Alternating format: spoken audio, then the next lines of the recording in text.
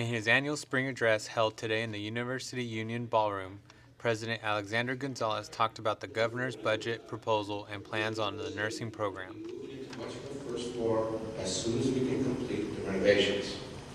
This is taking time because we're taking an office building and turning it into classrooms and faculty offices, high-tech laboratories that this program has long deserved. For years, nursing has operated in outdated and overcrowded facilities in Colorado Hall. Faculty and staff have to move simulation mannequins, if you haven't seen or read about it. They have to move them in and out of rooms in order to properly conduct the labs. Despite these conditions, the two most recent classes of nursing graduates who took their state boards had a 100% passage rate.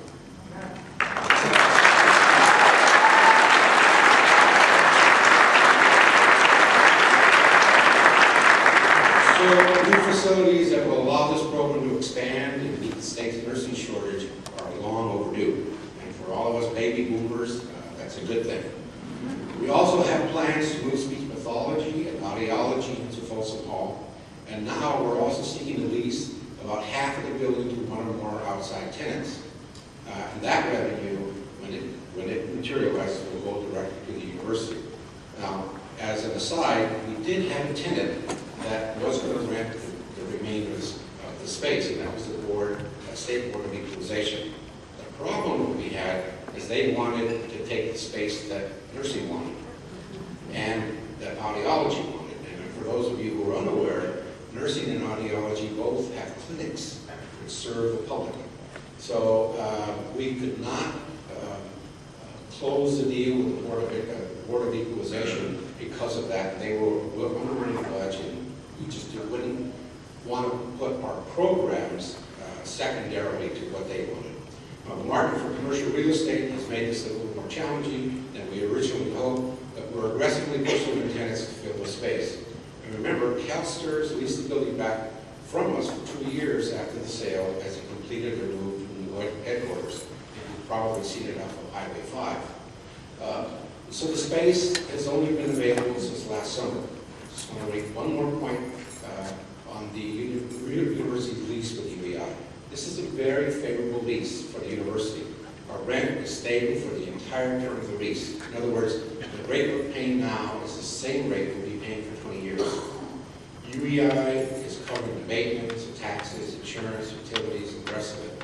The university, more importantly, will own the building after the lease expires.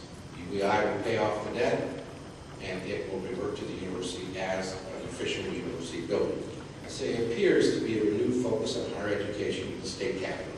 And I applaud our students, our faculty and staff, and supporters who work to help us send that message to our elected officials.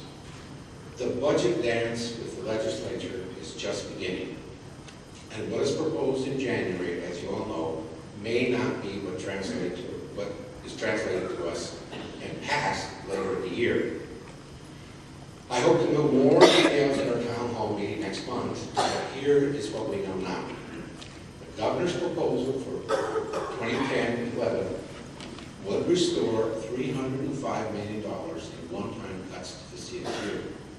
It's important to note that even if the governor's proposal passes, state funding for the CSU would still be below the 2007-8 levels. I know there are going to be questions about what all this means to us here at this campus, but right now, to be honest, we don't know a whole lot. Also have already begun working with you back so that we be prepared for whatever level of reduction from the state occurs. The amount of that reduction will determine what we have to do to balance the budget. I don't think the president actually addressed any issues. He brought up a few issues, but he said nothing of substance about those issues. We've lost somewhere around 4,000 or 5,000 students on this campus. There is no mention of the ghost students, those who weren't here, those who won't be coming back this semester. They didn't talk about them in any kind of concrete terms or mention the fact that this is a tragedy that's happening. He didn't talk about the 100 faculty that we lost last year and the 200 faculty that we lost between December and January. Provost Joseph Sheely said academic affairs has taken necessary steps to address the budget crisis. I've asked our faculty, through the Faculty Senate, to provide us with a sense of academic priorities likely to inform decisions about budget reductions for the coming year and beyond, and later, as recovery occurs, to inform decisions we make then. I've similarly asked the directors of the various academic affairs units on campus to identify first, second, and third tier priorities within their units. And I'm grateful that they've started those efforts. It's critical that we manage enrollment such that we do not exceed target this year. What that means, of course, is consequences this semester. Fewer sections, high demand, enrollment caps. Again, not one bit of this is fun. We'll work through it over the next few weeks. As students ask to get in class, we will do our best to adjust and absorb as many students as we can in a way that's fair to everybody involved.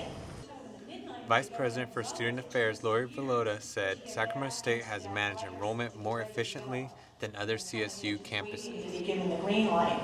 We're not going to make that mistake right now. So you can criticize me if you like, but I'm not going to slash outreach and admissions even at a time of enrollment reductions. We're making a commitment to the future even at a time when enrollment's being